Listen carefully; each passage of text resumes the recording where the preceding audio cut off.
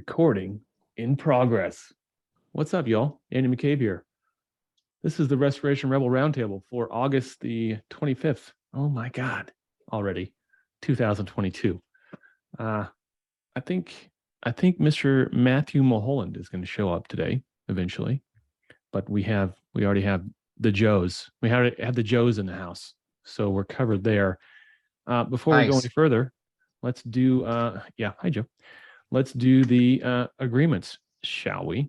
Here we go. Agreement number 1, I will protect the value of my services. I will never provide free services, as these only serve to erode the value of similar services industry-wide. Remember when we had a huge argument over that? Like a huge argument. People are like up in arms. What do you mean I can give away whatever I want? It's called lead generation. I was like, yeah, you're missing the point, bros. Number 2, I will practice incredible transparency. I will explain the claim process in detail to my client. I will not hide pricing details or manipulate reports. I will not communicate with a third party without also communicating with my client. I had a guy on the phone today on this. He's new.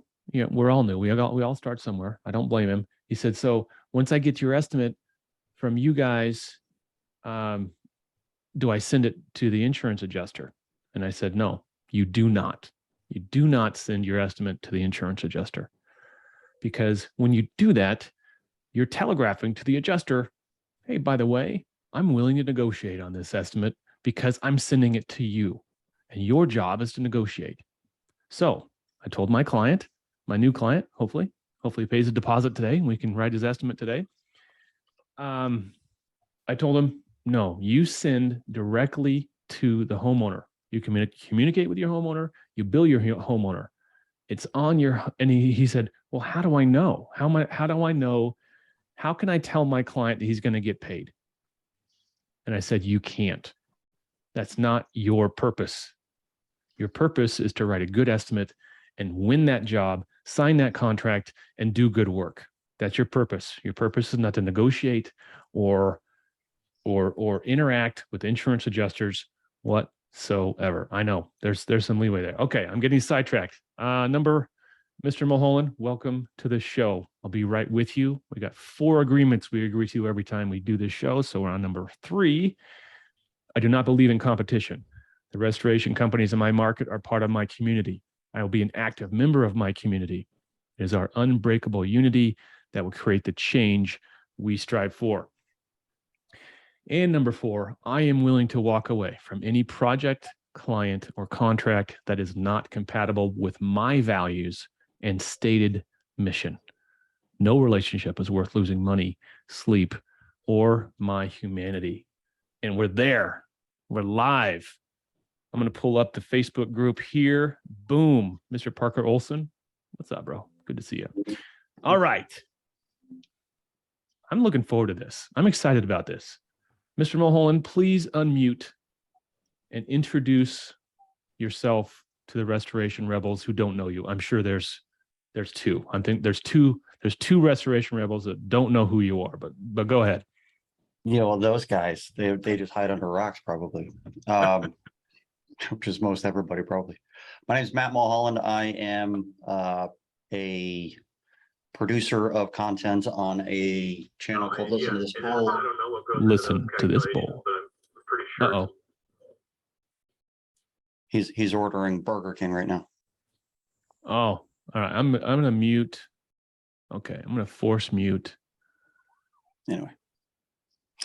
I also am the dean of the National Claims Institute, which is a newer school that just about a year and a half ago, we started to teach everything that has to do with insurance claims processing to everyone involved, including contractors, PAs, IAs, engineers, attorneys.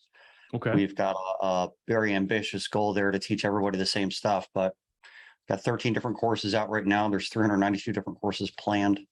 We're doing pretty hard on that, but most people know me from this Bowl show.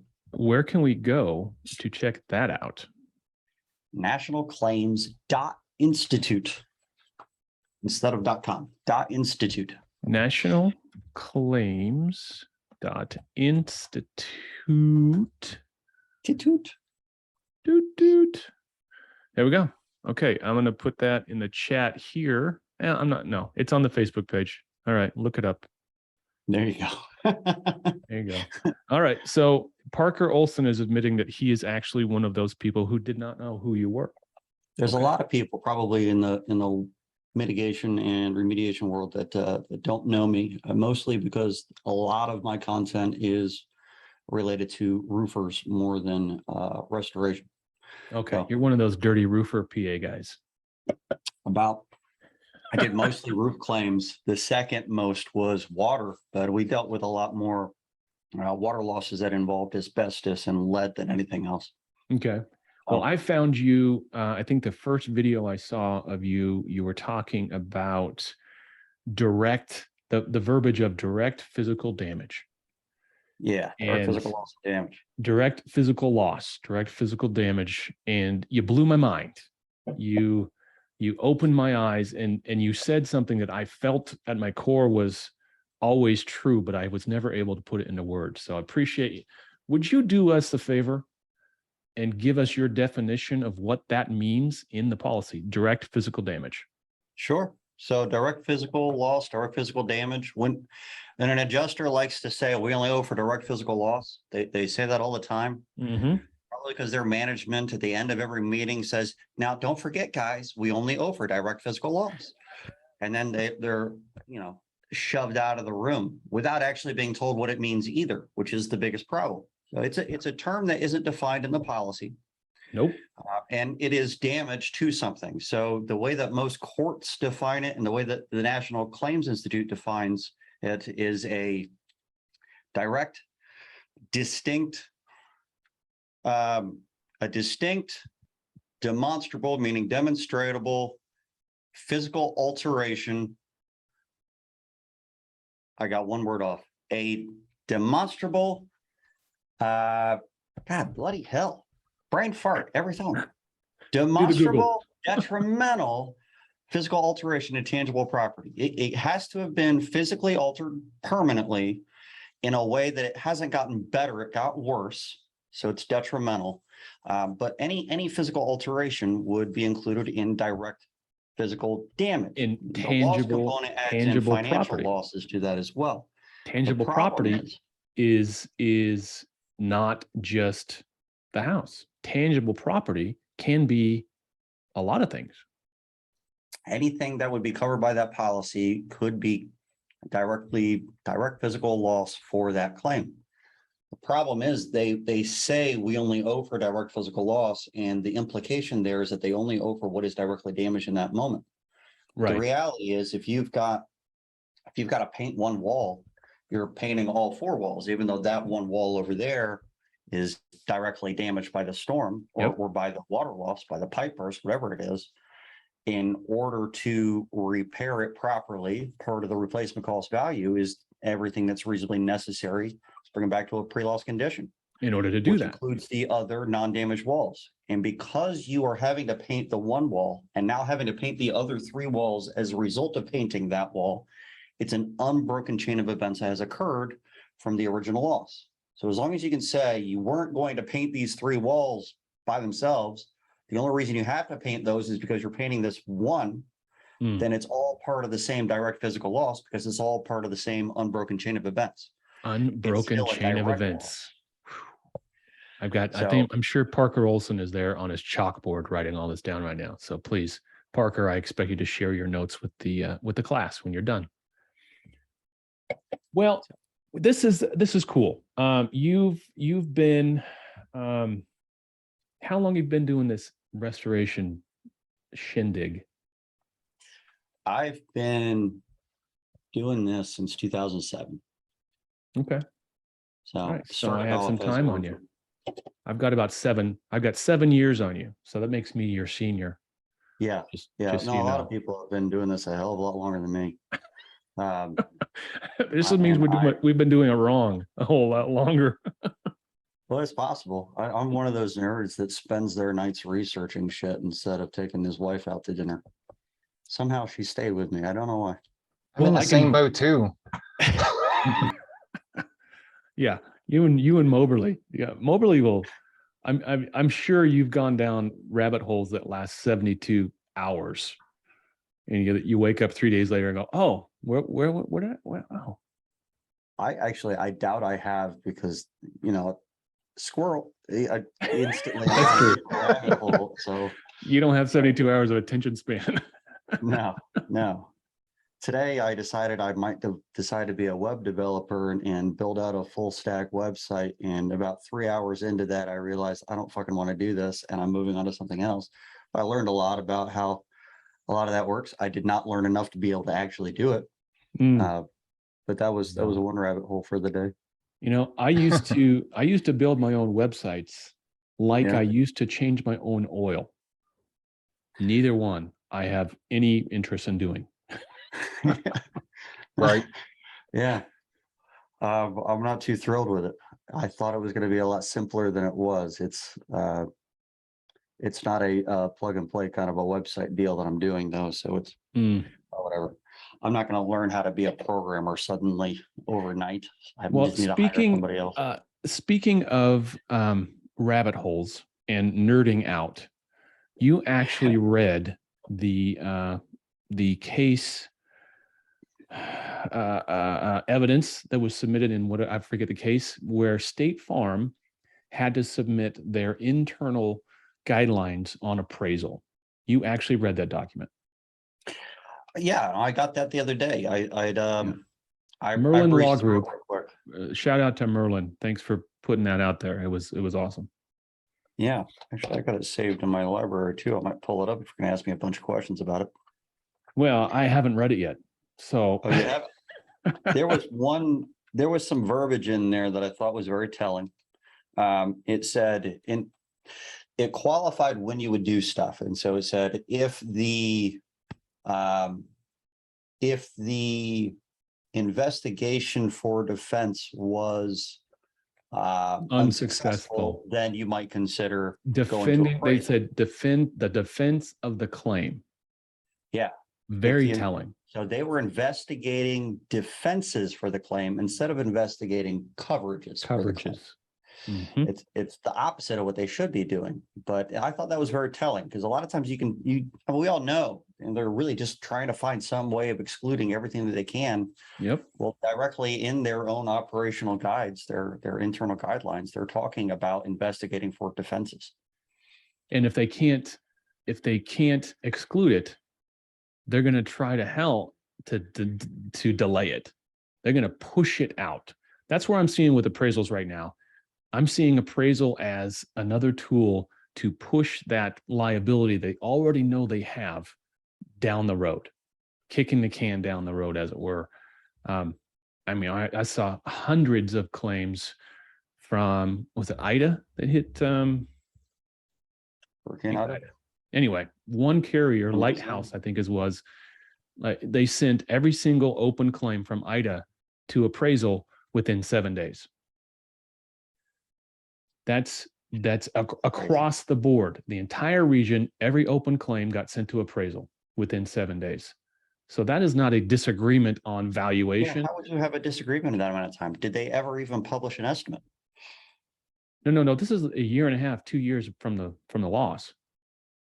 Oh, within 7 days of what? No, then? within the same 7 days, the same calendar days, every single open claim. You know, I forget what it was. It was a week in September 2 years ago, or a year and a half ago. Anyway, every open file they had went to appraisal. So that was them saying, man, we can't afford to pay these claims. So we're going to go to appraisal to try to kick them down the road. They were thinking, we can't afford if these were to go to litigation. So let's ourselves kick in the alternative dispute resolution and save some money. Yep. It's more likely what was going on. A numbers game. Just a numbers game. Appraisal is one of those things. In the state that I come from, in Georgia, they broke appraisal with some bad case law, and they're trying to do this in every state right now. They're attempting to define amount of loss to not include differences of scope. But they don't say what they mean by scope when they're talking about this. State Farm is trying this in almost every state. So far, there's 4 states that got fucked: Georgia, Minnesota, North Carolina, and I think the other one is either Wisconsin or Washington. I always get that one confused. Starts with a W though. But if amount of loss doesn't include differences of scope, does that mean differences, scope of coverages, scope of damages, scope of repairs, Differences scope of of scope. mouthwash? I don't know what they mean by scope, and they interchange what they mean, but scope is not a thing by itself. It's describing something. Is it the scope of repairs? How much repair is necessary to bring that back to its pre-loss condition? So If this is you've got legislation. if you got a Legislation. flood cut, and they're saying you only had to flood cut one wall, do you think you needed to go further? Then the scope of repairs would be increased. And so if you have a difference of scope of repair like that, it wouldn't be appraisable in Georgia. 100%. So does that mean, was this appraisal guidance or language legislated at the state level, or was it written into policies? Well, it's written in policies, so they're Okay. challenging this in court as an interpretation of the policy language. So very few states have written anything further on that. We've attempted with a bill in Georgia. I'm a member of GAPIA, the Georgia Association of Public Insurance Adjusters, and we brought or backed some language and brought it to the legislature about changing the language in the standard fire policy, which is what most insurance policies are based off of. And in that standard fire policy, it's got a very basic appraisal clause. And we were adding language to that. We were defining what was meant by different things in this bill. So it would add a minimum amount of coverage for different things. But the definition for amount of loss doesn't exist in policies at all. No, it really doesn't. So the insurance companies are saying that it's this, and everybody else is saying, well, it's ambiguous. It should be given to the policyholder. And somehow the courts in those 4 states have gotten it wrong. And they're trying to, instead of dealing with ambiguity issues given to the policyholder, they're actually trying to interpret what they think the original meaning behind it was instead. Oh, It's a fucked up thing. So, well, and and they're then trying this in every state. If it hasn't come out on your end yet, be aware. it hasn't. Oregon. Indiana's Still be allowed. so bad. Like they've got things written in there. Well, like you're saying, they'll change the policy language around. And I don't get into interpretation or anything, right? But it's like you see standard policies and then they just start saying, well, if it's this or that, then it could be changed to different things, and it's open. So when they go to court, Matt, what's happening on these ambiguous clauses that they're putting in these policies? Is the courts favoring for the insured eventually? No, he just said four in a row. 4 and oh. states, yeah, but what about the other In ones? a row. I mean, there 4 out of, there's probably like 12 that have come out the other end. Okay. Of those 12, 4 went the wrong way, but the insurance companies are looking for the right claim. They want the claim that the policyholder hired a personal injury attorney or someone like that doesn't really know what they're doing. And they want to take that one all the way to appellate court or a state Supreme Court. So they'll purposely lose or something possibly and try to get the insured to or no, if they'll purposely lose so that they can then appeal it and end up in appellate court and actually get some case law on it. So it sticks. But God, if they don't think that the claim is a pushover, if they don't think that that attorney is going to fail on the policyholder side, then they'll just settle outside of court and they'll wait for the next one until they find someone that's just probably gonna shit the bed and go with that one as far as they can. In Georgia, to set precedent. the attorney for the insured didn't even show up to court. No. Wow. Yeah. That's So- all it was? Yeah. Even then it was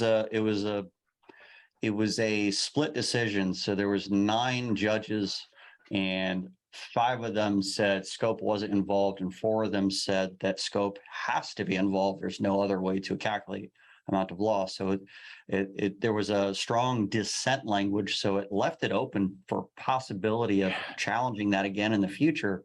But until someone has something could get that far, if we appeal on our end and the carrier thinks that there might be some case law that goes against them, they'll settle immediately, and they can make a settlement look very, very pleasing to someone.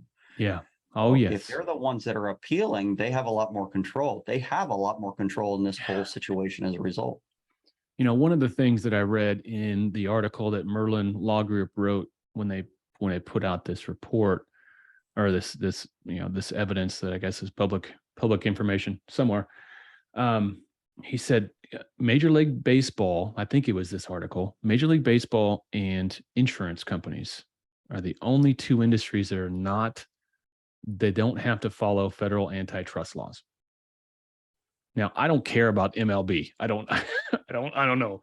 But the fact that that insurance companies can commit anti-competitive, they can engage in anti-competitive behavior without worrying about abiding by federal antitrust laws is mind-blowing. How did that happen? I don't know. But what do we do now knowing this? I mean, what we're seeing, and I've been seeing it for years, and I'm sure you have too, Matt, is insurance companies strategically playing the legal game, and let alone let's not talk about buying judges and things like that in certain jurisdictions, which absolutely happens, but I don't want to talk about that. But the strategic playing the money game with what's it going to cost to litigate this thing? What's it going to cost to settle it out? What kind of precedent are we looking to set in law? I mean, that's like deep level ninja, dark Sith stuff. It's diabolical for sure. It's diabolical. It's diabolical. Rockefeller there's a Sith type Lord stuff. somewhere. Yeah. There's a Sith Lord somewhere going, there is. He's probably got a handlebar mustache too. He might. But is it just me? It's hard for me not to trust somebody with a handlebar mustache. I just Really? I trust you. I don't even know you. I trust you. It's probably the hat, really. There's the fact that there's not a very big bulge in my pants, so you don't feel threatened. Yeah. Wow. Whatever. There You we can went. trust that. There we went. Oh, well, good. Matt, what do you want to talk about, Matt? What do you think? You came from roofing side. Okay. And your PA, how long you been a PA in Georgia? Shit. 8 years, I guess, as a Okay. PA. Okay. And then before that, you were working roofing mainly? I had a roofing company. Yeah. Okay. As a PA, I did do quite a bit of water claims. Most of them, like I said, involved asbestos. A lot of times people will get me involved in their claims if asbestos became part of the deal. Just because I went down that rabbit hole fully for 72 hours for sure. I even there was a moment when the EPD in Georgia did not want to get involved in asbestos stuff. They only wanted to get involved in lead. So during COVID, we attempted for a while to get the EPA with NESHAP rules to agree that someone working from home meant that they were operating a business out of their home and it could fall under NESHAP rules. And we actually got them to the point where they were willing to put that in writing, which was going to change everything. And then the person that was on board with that got fired. Oh. So that didn't happen. But we were close. I might have got the guy fired. It's a real shame. I didn't mean to do that. Well, I'd be lying if I said I'd never got anyone fired. It sucks. It sucks. This I've actual people fired on purpose.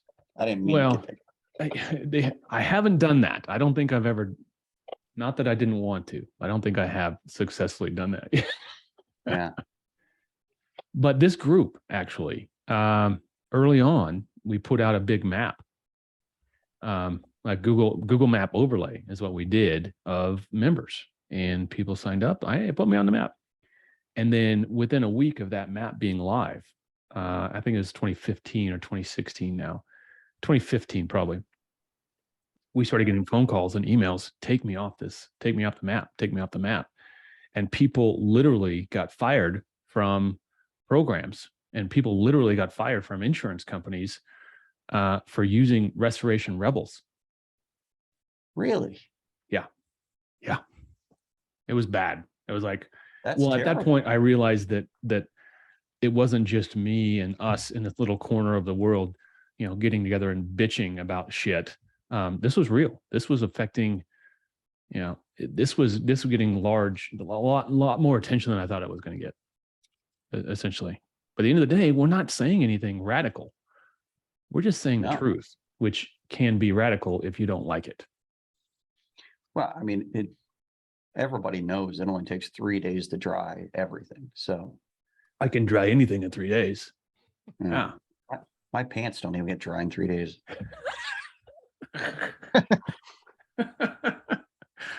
Oh, I love it.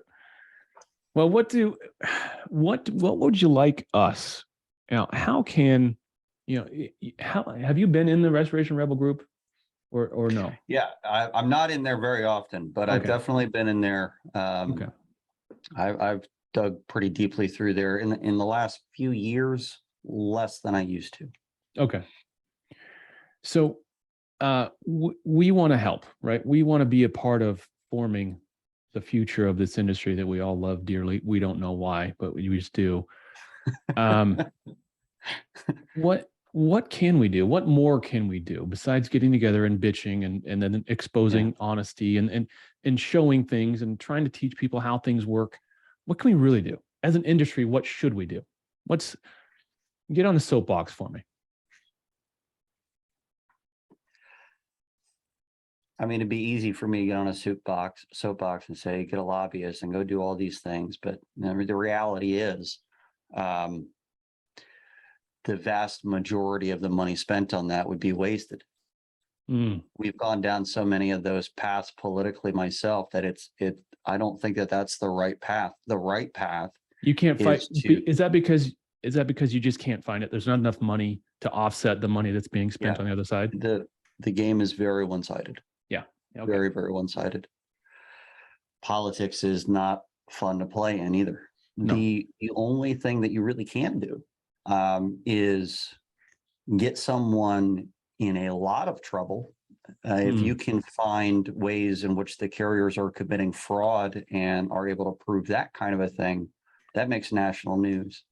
If you can get enough people, consumers, angry at insurance companies for the way that they're dealing with property claims, because most of them care about auto and they care about health insurance. They don't care about property. They have one claim their whole lives, maybe.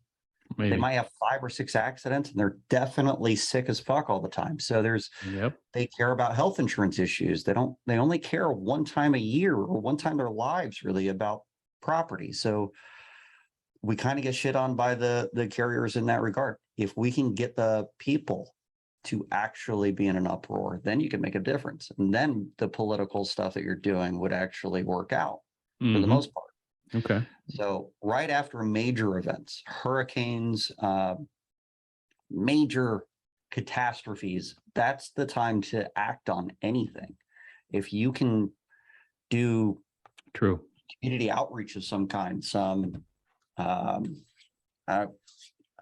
hall type meetings right after events like that, and find as many people as you can that have a legitimate complaint and get them to talk to their representatives, and then you offer the representative a solution.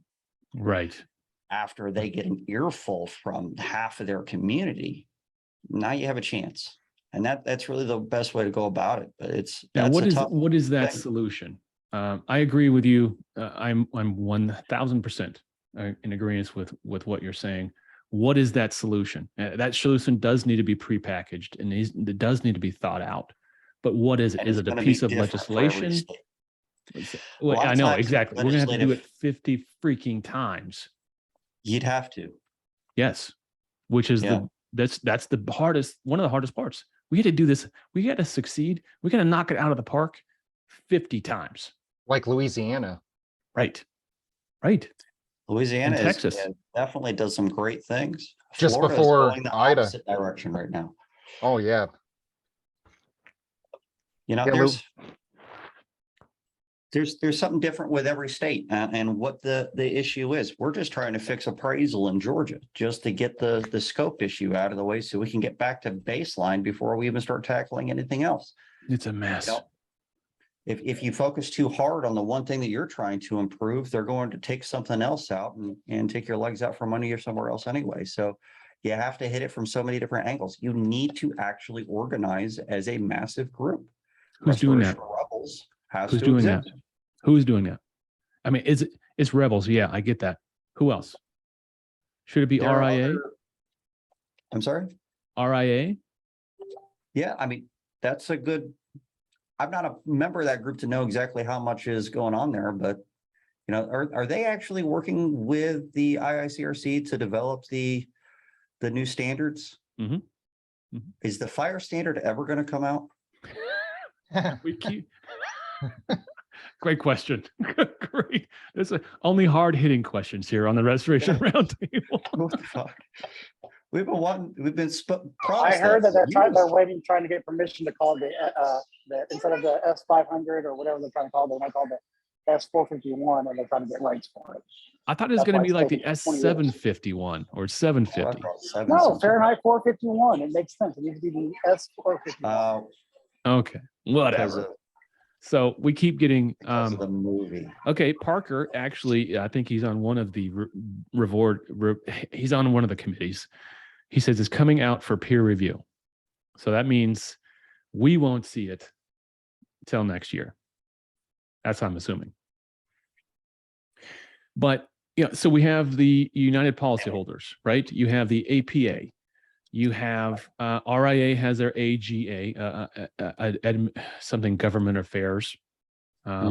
We got the rebels, and I see the rebels as we're just going to make a lot of noise, and then we're going to put our might behind someone with a little more presidentiality to them, because I've been accused of not acting presidential enough.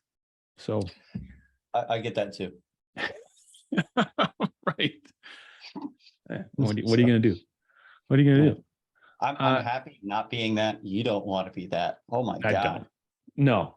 I got to be that for 1 year in Georgia as the president of GAPIA, and an anti-public adjuster bill came down, and then I was in the hot seat to directly negotiate with the Department of Insurance on so much of it just because of my role at GAPIA at the time. And my God, the amount of bullshit that I swam through that year. Thankless. It came out the other end fine. That sounds like a dinner I had last night.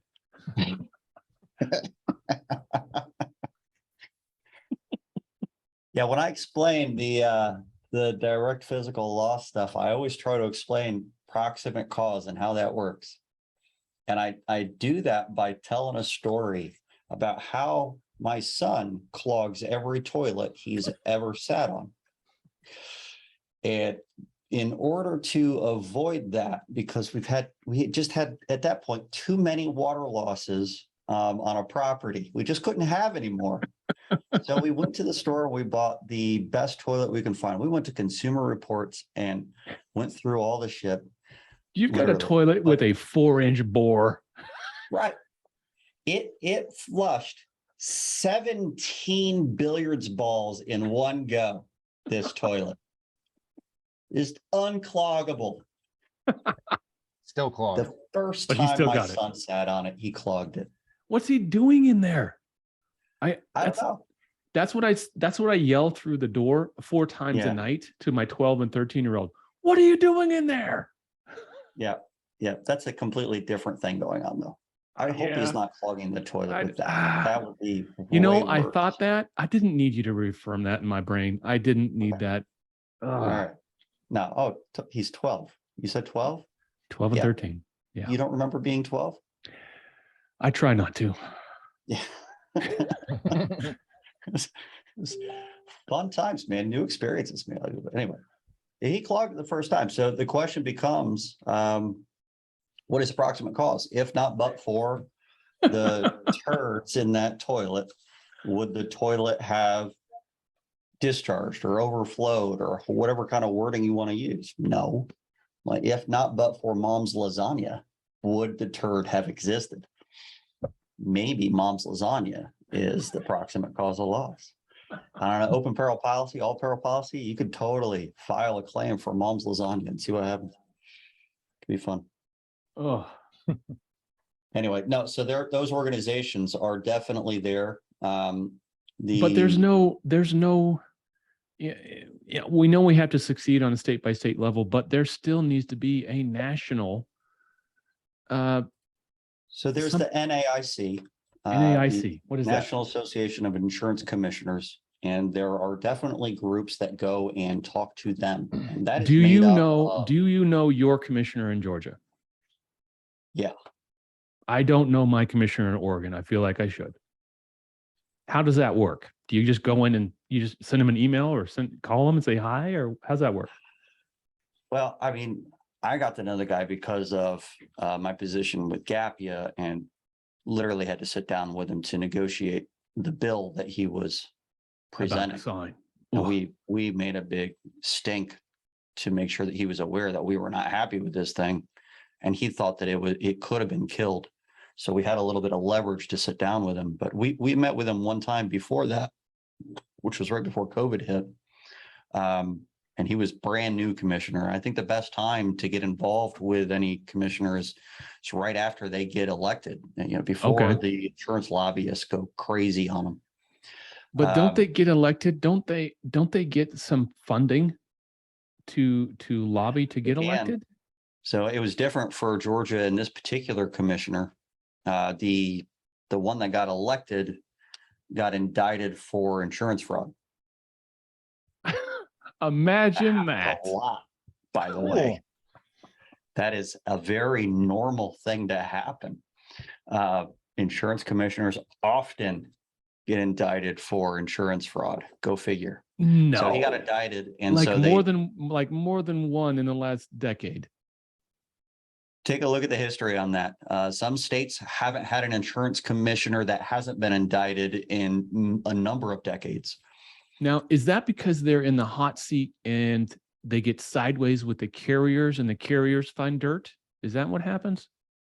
Or is it they're just dirt bags? You know what? I don't know what really tips off the FBI to start investigating on some of them, but something does. And the fact that it's, I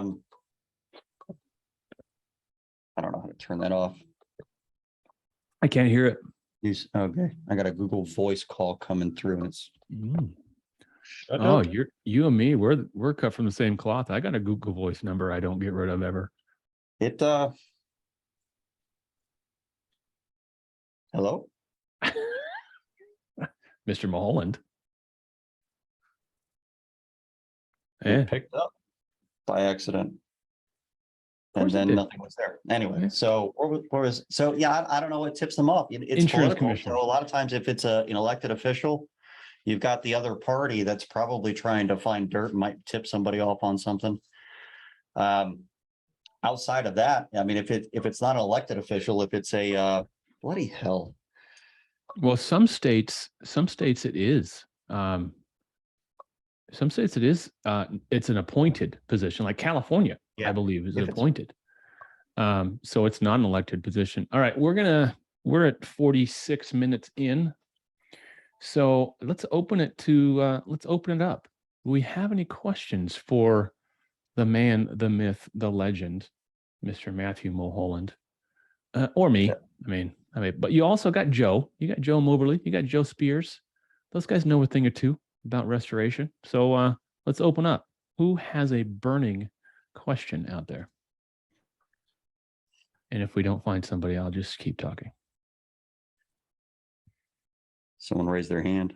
Oh, somebody raised. Hi. Yeah, go ahead. Sorry, I just missed the beginning and I joined just now. So I'm not sure if the question that I have is related to what you talk about. Either way, I'm gonna We don't care. watch the Go ahead. recording. Great. So We take 'em all. Got it. So I just got basically it's an issue with Code Blue reviewing my estimate for a mitigation job, and I'm just thinking on how to approach it since I'm a fairly new contractor. It started a few months ago, and it's one of my first work with insurance company. So I'm thinking, I read a lot on the Restoration Rebels, and I'm thinking on how to respond for their conversation. They called me for their reduced, of course, estimate. So I mean, I'm thinking on which approach to take. I saw Tim Fuller's approach on telling the insurance company, hey, listen, this is my IP, and as long as you haven't paid me in full, you're not allowed to do it. All right. Or should I respond, or should I'm just going to finish the question. Should I not talk with Code Blue and this is what I'm going to write to the insurance, or should I ask for the Code Blue to detail in email why they reduced each and every line item? I'm going to say no across the board. And so here's, let me tell you the first thing you did wrong, and you didn't know. You're new. Answering their phone call. Well, no, you're going to answer the phone call. The phone rings. We're contractors. We're service providers. We answer the phone. You never invoiced your client, did you? I did. You did. You I invoiced your client. Okay. I invoiced. I'm signed only with the client. I invoiced the client, but I am with full communication with the adjuster. And I send them full documentation, logs, photos, about 134 page Xactimate with the photos. You could have sent them your left thumb. It wouldn't have made a difference. So I sent it to the insurance company. Yeah. So you, from this point forward, and from this claim forward, your main point of contact is your client.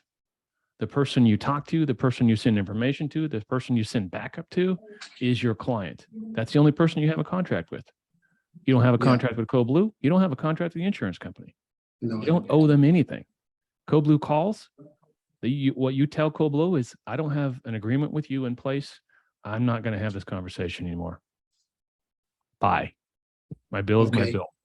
Now, as long as your bill is your bill and your bill is legit.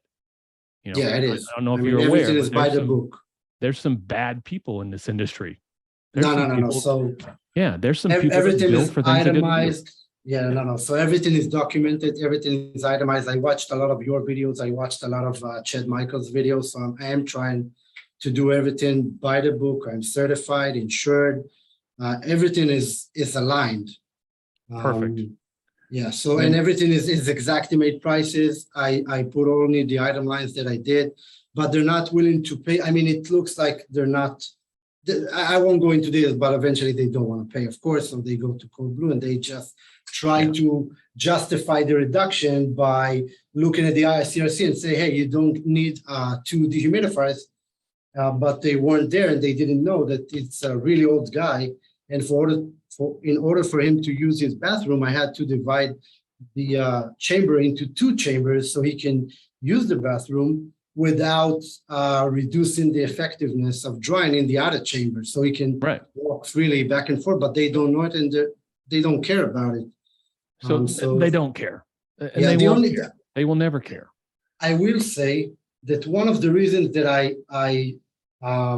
agreed to be in contact with the insurance is because it's a really old guy. He doesn't have an email. He's with cancer. He's like 92. He can barely talk. So for him to deal with the insurance, it's a big hassle. And I don't believe it would have worked that way. Maybe I should have done things a little bit differently. But eventually, I'm the one who is communicating for him, and I'm helping him in a level that a few days ago he called me to come help him because he fell on his house. So his son called me. So this is the relationship that we have. Well, I'm going to tell you. I got to tell you right now. I've got a pretty embarrassing accounts receivable right now. 50% of that accounts receivable is little old ladies. I'm just saying. So, how do you let them deal with the insurance? I mean, as you suggested, or they have to. They've got daughters and sons and husbands sometimes. I mean, but it's always a little old lady. It's always the widow. Little old lady. It's always the widow. So I want to hear Yeah, great questions, very legitimate questions. I appreciate you coming on and Thank you. answering and asking those, because you're not the only one with this situation. I want to hear what Matt's take is on this. So their job is to reduce the bill. Mhm. There's plenty of things that they do. And that's all that they do. Their whole job is to reduce that bill if they're able to. If they're not able to, then they're not able to, but they have to try. And that's all that they're doing.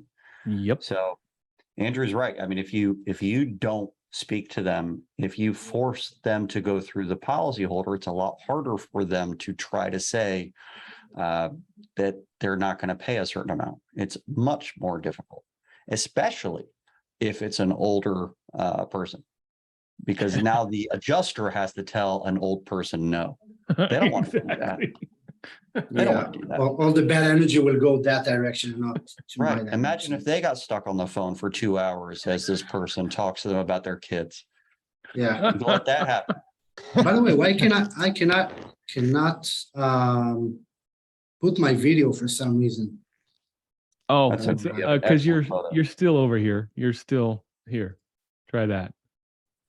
And Mike Hogan's been waiting patiently. I'm going to try that. Put him in here. So this is the ultra democratic version of the Restoration Roundtable. Everyone's a panelist. Everyone's a panelist. You get a panel. You get a panel. You get a panel. All right, there we go. Okay, Oh man, nice. you're set up. You're like official and stuff. Look at that. Yeah. You've done a Zoom or two this year. Okay. Yeah, I QR did. code. Yeah, I got everything. Marketing Nice. is everything eventually. I There's do need to Mr. move it because Hogan. it looks like I'm an angel Yeah. with this Yeah. out There on we my go. head. That plays But well. I'm trying to help everyone. So it's a good fit Good. eventually. Well, I'm feeling blessed that we have Mr. Matt here, Mr. Mulholland here, because truth be told, I have a lot of admiration for you and what the information you're putting out there and how you're putting it out there, and even the people you have on the Listen to This Bull podcast, the attorneys and the experts you bring on is phenomenal. It's just phenomenal. Were you So just saying that because I invited you on the show? you did?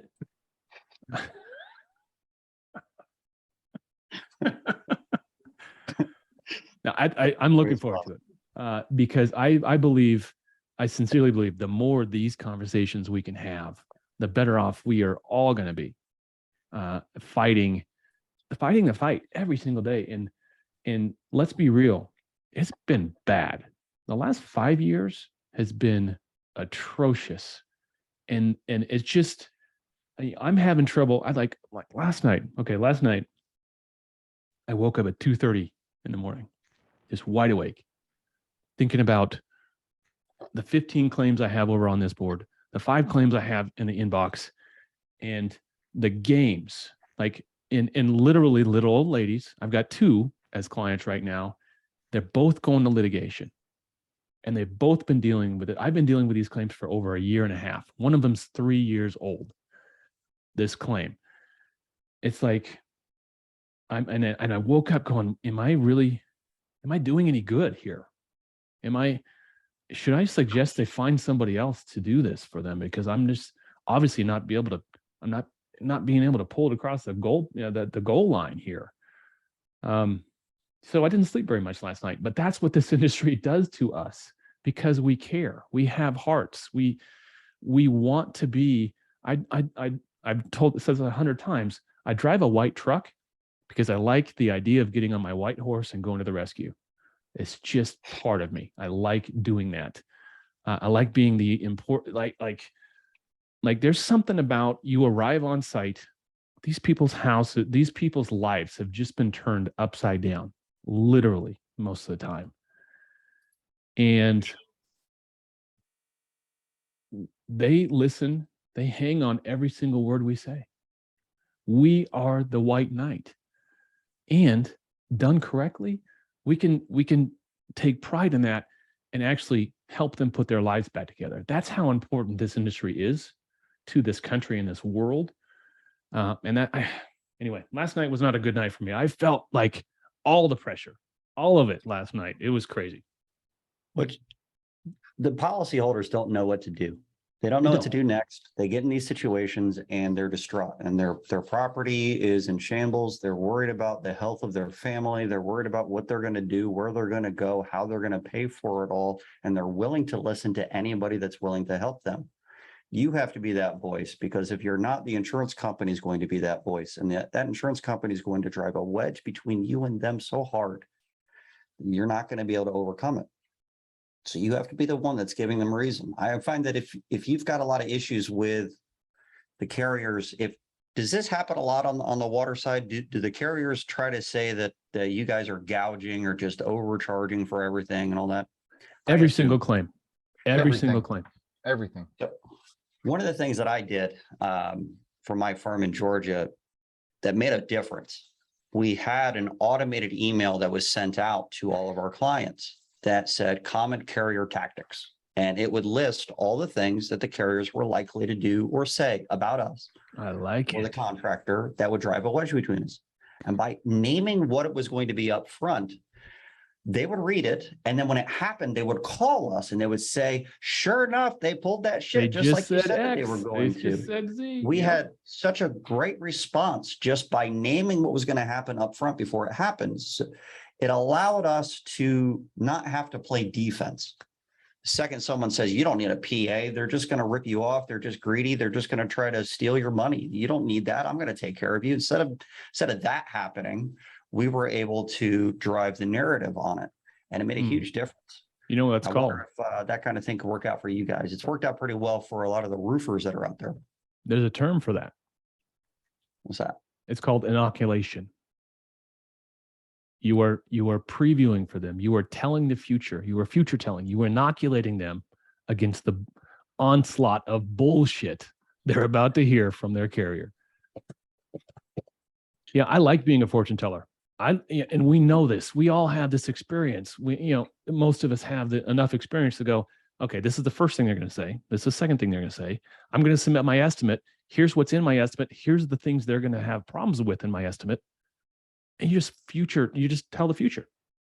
And once the third thing that you foretold happens, they're sold, done. They will never turn. They will never go to the dark side.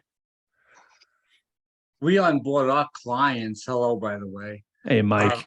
Good to see you, We man. onboard our clients after we go through the whole situation. In fact, I just had my son here an hour ago, and I was training him in a couple of new things we're doing. And we also do the same thing that you do, Matt. We give them sort of a client's bill of rights. You can pick your own vendor. You don't have to pick the cheapest price. And we also give them the tactics that the insurance companies are going to use. And by doing that, they're prepared for the nonsense that starts. And one of the favorite things is, as we're negotiating my invoice, they always send it to me. And I send a letter right back, copying the client, saying, I resent the fact that you are not going through total transparency and letting the client in their loss learn what's going on behind the scenes and how you're trying to keep them from getting back to pre-loss condition.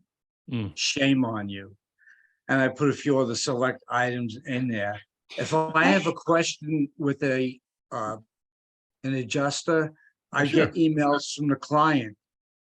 Mike, thank you. Is there anything I can do for you? I had one fellow, he's a retired police officer. He called up and he used every word in the book. This adjuster, who's known as a ball buster in the area, but he blew him out of the water. And he was expecting it after we educated him. And, we told him how to handle it. And he says, listen, he goes, this is my bill. He said, it's not yours. He goes, you got to do your fiduciary responsibility and pay it. End of story. He's within price. There's no price fixing using Xactimate. We don't play that game. And I'll tell you, it works every time. We have never lost a dime in the last, I would say, since we implemented this about 4 to 5 years ago. Wow. What was the what was the catalyst to that change? What brought your company and you to that point? Onboarding the client to what they deserve, what their insurance policy is about, and these laws, the boilerplate nonsense that the insurance companies throw all of us. You know, this isn't covered, that's not covered, and then show me the exclusions where it says that I must need new Show me the glasses. exclusion. And I said, I must need new glasses. I can't find it. Oh, I'm What still state are looking. you in, Mike? I'm still You looking. know, believe me, I don't take crap from anybody. No more. I used to be a nice guy. Oh, you get adjusters, so they're gonna give you 200,000 a year in jobs. And then as soon as the TPAs got heavy years ago, adjusters that I know can't stand it. They can't wait to retire Yep. because they're saying I've got 30 years experience and some fucking 24-year-old kid is telling me what I should be charging. Mhm. And a lot of the legitimate adjusters themselves are pissed off at the TPAs because they've taken it out of their hands because unbeknownst to a lot of these fellows, these insurance companies looking to get rid of the adjusters too. Mhm. We need They to are. welcome them in with open arms somehow. But how? A lot of them are becoming public adjusters. A lot. Oh of yeah, them. I've got a couple of fellows that Tons. became public adjusters. And Yeah. one thing I'm doing now, we're starting in October, we're going to be doing CE classes for insurance agents. Okay. Usually they get the first call. Yep. And I'm able to walk into an insurance office now and they're going to go, oh no. I'm saying, nope, we're not here to sell you anything. Just letting you know we're holding a really nice CE class. You get breakfast in the morning, you'll get your class, you get a break where we're going to serve you lunch, and you get your last class. I And tell the you fella, what, when yeah. I was doing CE classes, as soon as you said open bar, you would Oh, the whole yeah. thing. You would fill that classroom. Oh, absolutely. It's crazy. But at least you've got yourself a captive audience. And you got Yes. reasons now to go back to the Yeah, insurance those companies. given the correct way with the correct instructor, those agents will never call anyone else. Yeah. And they never did on me. I mean, I locked in so much work when I was doing that. Mm. It's crazy. Parker Olson, welcome back, man. Where the hell have you been all my life? I want to hear from you. I want to see what you're doing in Tennessee. Tennessee, from Washington State. I can't What's believe up? you don't know your insurance commissioner for Oregon. That's I like don't. it's like 101. Oh yeah, I know. All right, It's awesome over here. Teach me, master. It's awesome over here in Tennessee. Sold my company there in Washington and moved over here to do equipment rental. Funny thing, you guys were talking about insurance commissioners. There was a independent guy running against the Washington State insurance commissioner, and he was running as a libertarian, I think. Mm. And he didn't get hardly any of the vote. Anyway, he just moved to Tennessee like last week.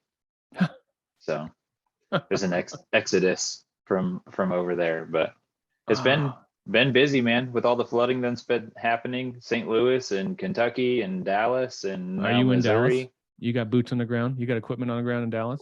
We have people in Dallas, yeah. Nice. We're not super busy. We're still kind of getting ready we're waiting for the major hurricane. Yeah, it's gonna hit. I mean, Yeah. it's like saving up. We haven't seen Yep. any activity, Yeah. off the whole. Maybe we don't get one, maybe, but that when we do, that sucker's gonna come on hot and heavy. I just know it. It's gonna be a disaster. Yeah, no, I feel like we are, and I don't want to get tied down in Dallas or wherever and then have a monster hit and be stuck and spreading ourselves too thin. So Yeah, the tough part of me about Dallas is it's all flood. It's an FIP. yep. I just I don't like that. As much as I hate insurance carriers, NFIP is just a different animal. Yep. Assuming they have it. Yeah, a lot of the stuff that we do is commercial. So a lot of it's self-insured or government, school districts, stuff like that. So Yeah. it's a little bit different story on that side of things. But How you doing your equipment tracking? You do that we- in-house or are you using Yes. somebody else? no, we don't do it in-house. Eventually I may come up with my own system. But for this year, we have Invisitag, just RFID stuff for all of our smaller stuff, and then we have a GPS for everything larger, all the generators, desiccants, AC, semi trailers, everything Okay. has GPS. All the small portable stuff's just RFID. Have you looked at, have you spoke with Kevin about, is it Kahi? Yeah, no, Kahi is it's awesome. I've talked to him about it a little bit. We just decided to go a different direction for this year, but I would definitely encourage anybody looking at equipment tracking to look into that for sure. Oh yeah. I mean, the guy's been doing it a long time. He's been doing equipment Yeah. a long time. Yep. He knows. So in that space, who all is in that space now? You got Everybody, it seems like, including me now. It feels like everybody, including you. But when the shit hits a proverbial fan, is there ever enough equipment? There's never enough equipment in a hurricane situation. There's never enough equipment. I mean, between the Texas storm and a lot of the last storms, everybody ran out of equipment, including the big guys. You know, they were literally out, and there was backlogs on a lot of stuff. When I don't even have an equipment rental company, and I'm getting a dozen phone calls a day asking me if I know where I can get equipment. Yeah, there's a shortage. No wonder you got pulled in, huh? I love it. Well, we're 2:09, so we're at an hour.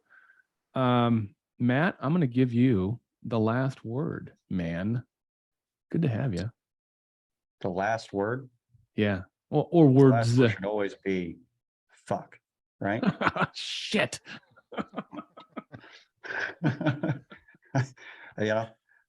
If you guys are interested at all, we do have some interesting courses that might help you out. I think one of the courses that might be better suited for you guys is a class we call Dealing with Engineers, which pertains to. Are you dealing doing that with live? Are you doing that live hygienists again? And people along those lines as well. Say Are that you going to again? do that live again?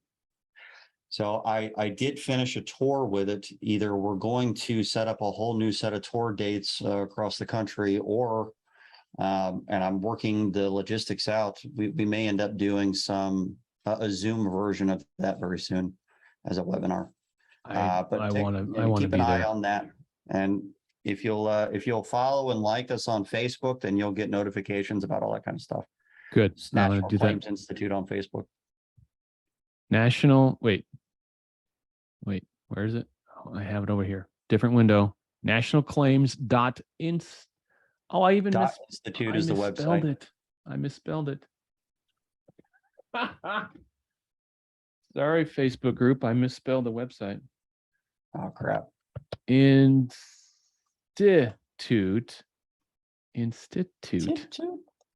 There we go. Institute. All right, I'm gonna check that out.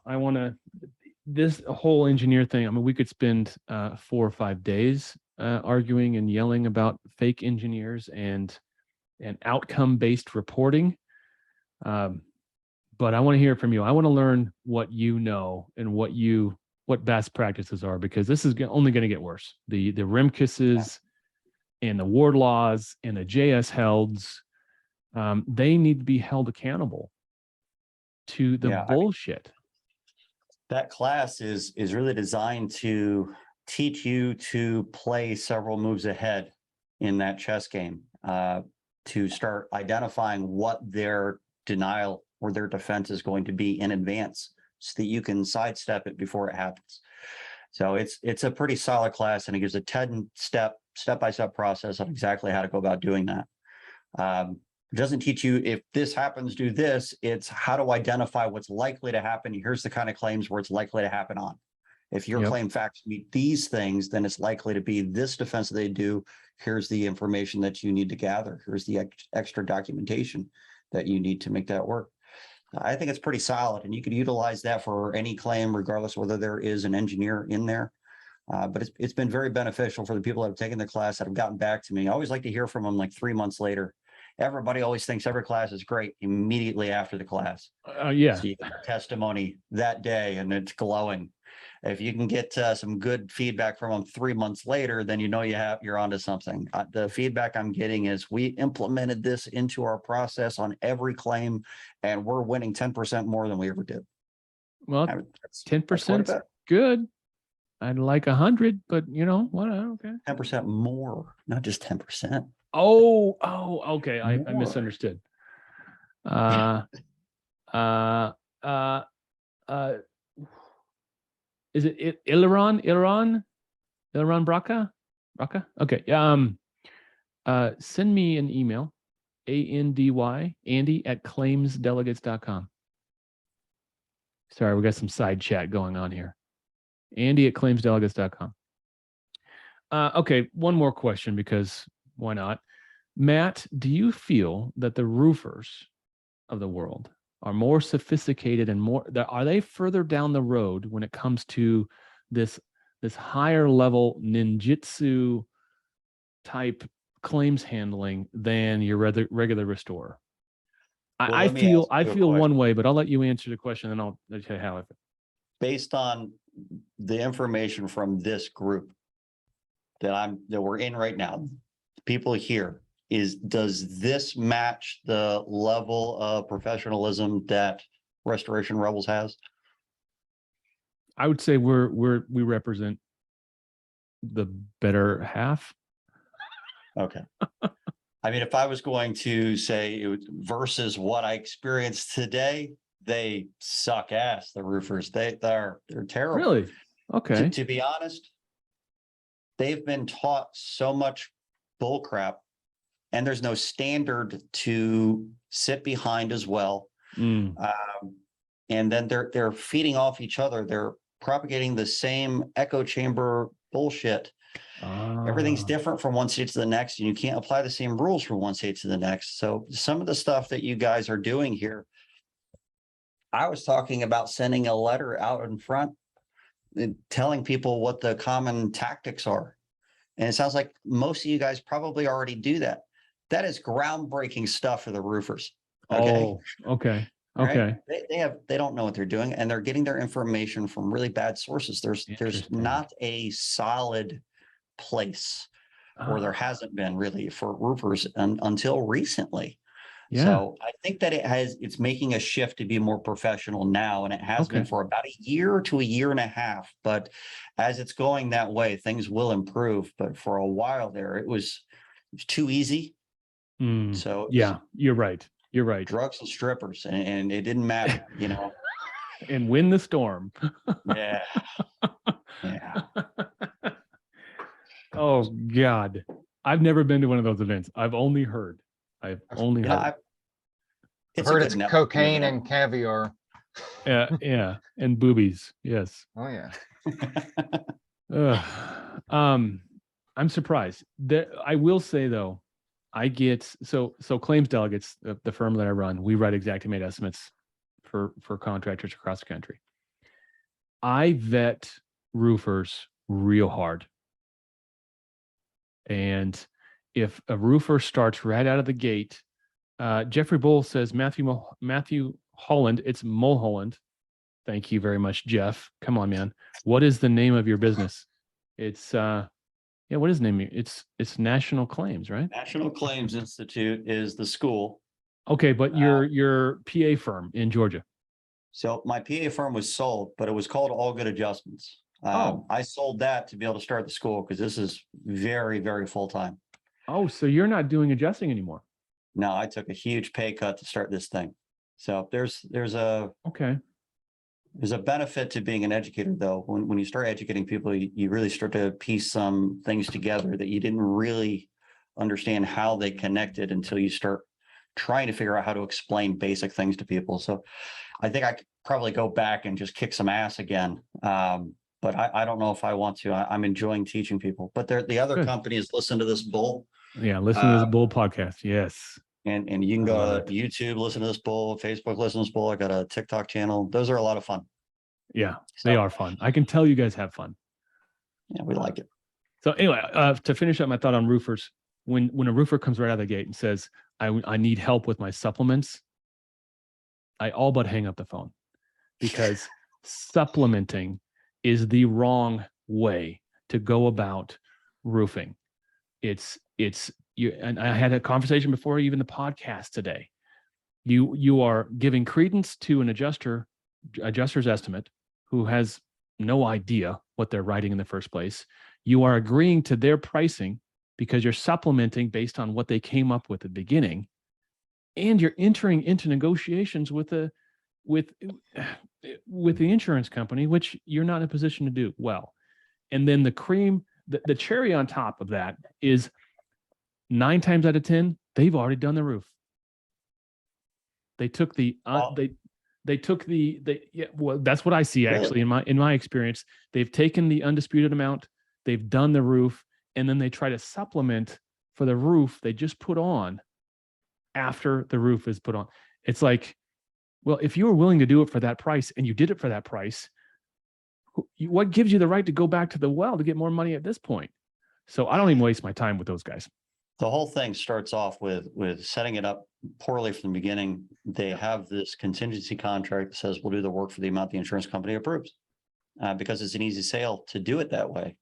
Yeah, And but with it's that, you dumb. give the power to the carrier to set that price, and then you have to ask them for more. Please give me more. And that's what the Please, sir, may I supplementing have another? process became. Well, I mean, I'm gonna jump in here for that. You know, one of the things I feel is a big issue also is it's kind of effectively it's terminology. Like, no contractor should just be doing supplements only for work after it's done. You know, if I'm a roofer, There's so many yes, that do you have your adjuster's estimate. This is my estimate, and then I turn that in. Let's get that approved first. And then supplements are for things that you could not estimate for ahead of time because you couldn't see it. You didn't know it was there for a fact. But all these roofers automatically say, oh, well, we'll just supplement for the gutters and everything because they didn't include on the original estimate. No, you should be writing your own full estimate. As you know, you can call it a comparative if you want as terminology, but you write your own estimate, submit it first, and then start the project. Because I'm sorry, I don't know very many roofers that even will take photos for me, and I tell them all the time, like, I need photographs for any supplements works, you know. So that's one of the biggest issues is they're like, we'll do it for the insurance money. Yes, that's true. You are going to do it for the insurance pays out, but you're wanting to argue more money. You should be arguing it before you start the job because you put your homeowners in a very tight position when you don't know how to argue it and you can't get it to be approved. And then the homeowner's stuck now thinking they were only going to pay what the insurance pays. And you're telling them they owe you an extra $3,000 because you're going to get the decking replaced on it. Like, you should have estimated things like that there ahead of time. And I know it sucks on a business standpoint. Like, roofs are done 1 day, 2 day done. You pull the roof off and that decking's bad, photograph it, throw a tarp on there, charge for some, lost labor for a day on a crew or whatever. And, I'd rather my guys do that there and lose a day and come back 2 to 3 days later and get approval on it. Because now you not only are you properly, documenting it and you're trying to follow the right channels, but you put that adjuster on the hot seat because now, hey, adjuster, we need you to approve this decking because we can't put it on there, or we got to have the homeowner do it. And until then, all we have is a tarp on this house. If it rains or something and there's damage, if you're just screwing around, taking your time, you're going to be the one at fault here because Oof. I don't know. Maybe not those exact words, but you. Yeah, I know. Yeah, I think it's like, look, like, we got to get this, we need this done because if they want us to play their game of getting approvals and stuff, play their game 100% and make them regret at times. I hate putting it that way there, wanting to, not trusting you to be the professional. We're the ones out there every day doing the work. Like, hey, you want us to get photographs? Okay, well, can we do our roof now or not? Because I get a lot of homeowners that complain about roofers. Oh, they told me they'd do it for the insurance, and then they get a $3,000 bill because that's what they needed for the job, and they didn't get it from the insurance. Like, that's the problem with supplements and why I can't, like you said, Amy, I can't stand people when they just want a supplement writer. No, you just want me to bill for the stuff that you didn't want to bill for ahead of time. You want me to lie. All right, so leave it to me to push the hot button right when we're supposed to go. But all right, Joe, what do you, Moberly has something to say on the subject. So everything you guys are saying is right, about roofers, and some of them are stubborn and that, but I do want to share. I'm not going to throw out the company or the client that we work for, but pretty decent roofing outfit in Indiana came in. They've been very much SVG'd, Wind the Storm. They got supplement companies that are derivatives of those 3-letter abbreviations that have been working for them, and they're raking them in. And the gentleman who owns the company comes to me and he goes, you know, I pay all this and then 10% of supplement plus the estimating fee. And he's like, they're not fighting. I said, because they're not trying to really get the full scope to you. They're just trying to get some kind of agreement over and send it in. And they're, first of all, they market as a supplement company. You can't do that. I was like, you do it right, you document it, and you take a restoration principles of all these things of onboarding, even to the inspection, to the sales process, to the adjuster meeting, to the scope, to the documentation. And it's a lot of work, but we've seen a lot of success with it where they've changed their way of thinking. So now they know how important documentation is, documenting the damage, telling the homeowner that this is what the insurance company is going to say, like you said, heading them off. Yep. It's working. Yep. And I'm Yep, not and even going to he's- get into like the increases that we see on it because We don't do supplements for him, do we? Who? The person I think you're talking about? No, it's not him. Oh, it's not him. Okay. Okay. But no, I mean, Tom, you know, you'd Full say dis- full Tom will disclosure, want but- us, Tom will want us to do stuff, and Tom is Okay. someone that led us to that client. But Okay. Okay. So yeah, full disclosure, both the Joes do some estimate writing for claims delegates as well. So I got one for Absolutely. you, Matthew, as since you mainly came from a roofing guy. What is your thought? So like, you talk to a normal roofer who's been doing it, not an Xactimate or whatever. They've just always done self-direct pay stuff, and they're used to an idea of what the price of the job should be. And then, you know, I meet them, or some, you know, us different writers meet them and stuff, and they're like, we want to switch over to the Xactimate because that's what the insurance companies want. I've got a lot of people that have commented that like, when we run our estimates in Xactimate, the numbers they're getting are so much higher than what they've usually in the past billed for, that the insurance companies just automatically treat them like they're trying to be crooks when they're actually using the same program the insurance company wants to its fullest, you know. And what is your, like, how do you go about talking to people that you talk to and explain to them that, yeah, like maybe you're actually underbidding your jobs quite a bit because the modern, you know, the current marketplace is, you know, not 350 a square averages, but it's more close to 550, $600 a square average.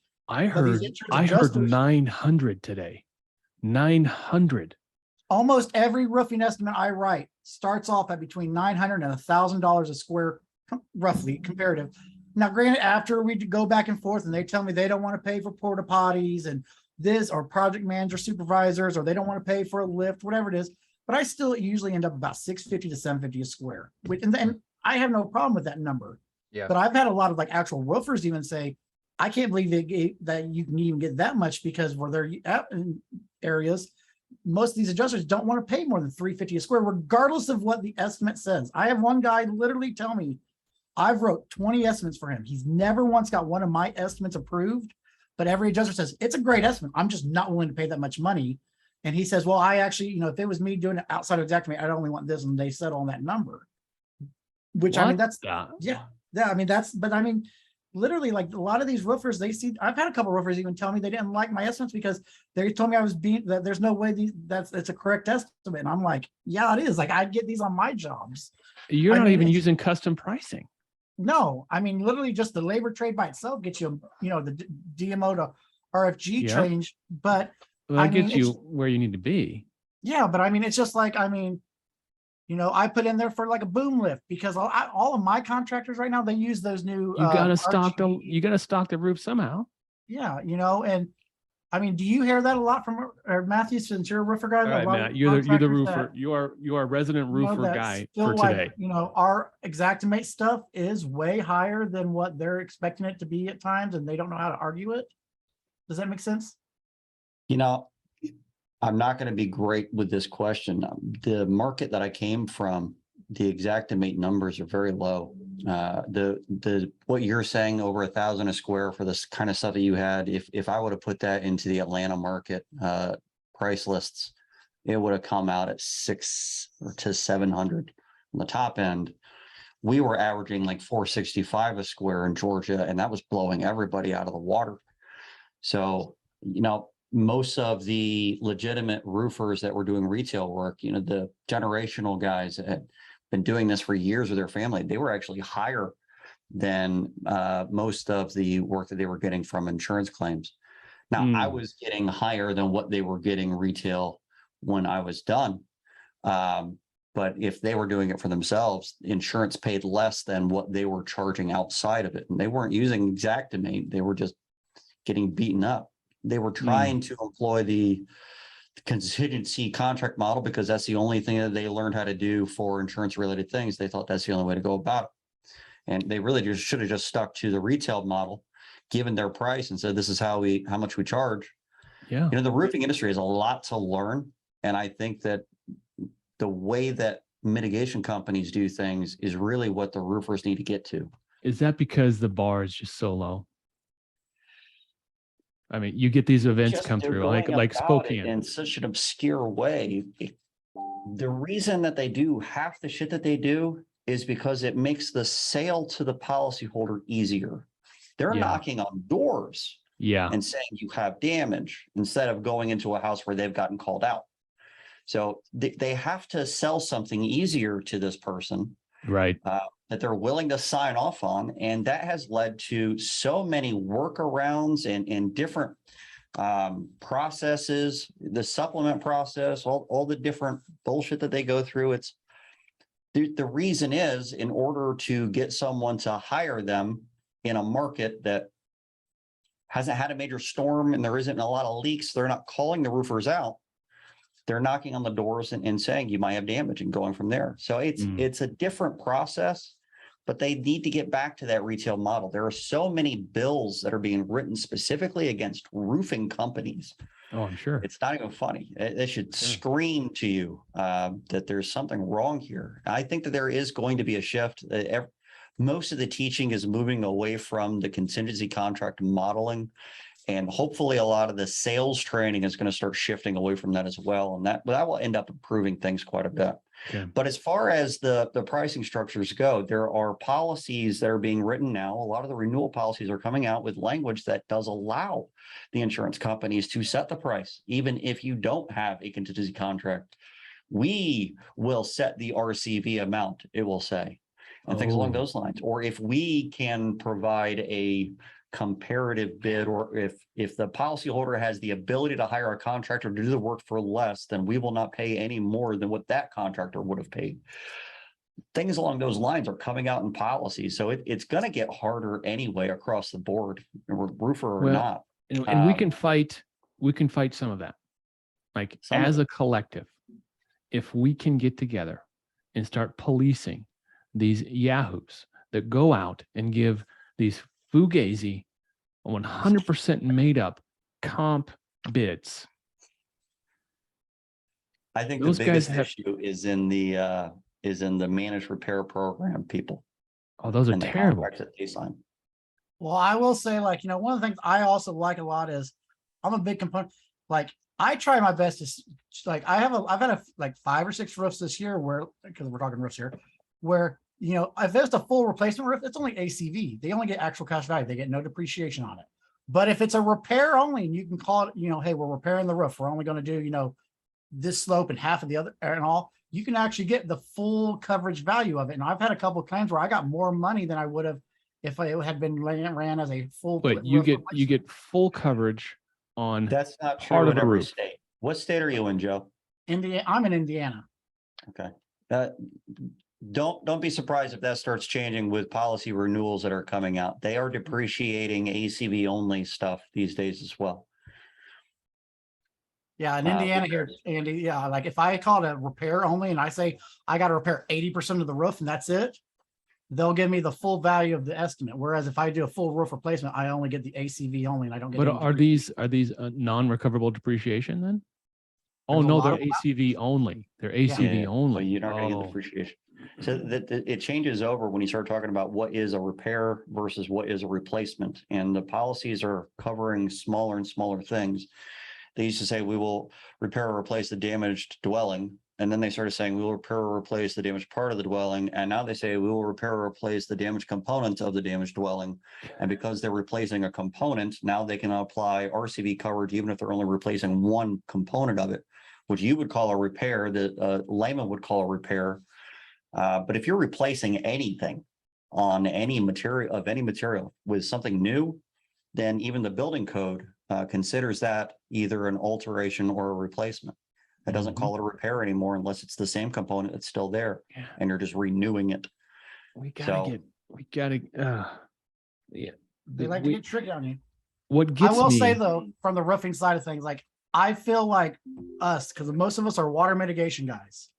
You know, we are that's where a restorating- lot of us started. Yep. you know, we get a lot of grace compared to like pure roofers or pure general contractors trying to come in and stuff because I mean, the best way I can put it is I think like a lot of adjusters think I'm a restoration company, so I don't know roof. So if my estimate's this much here, then I'm probably right, or you know, I'm probably underbidding what a normal roofer would.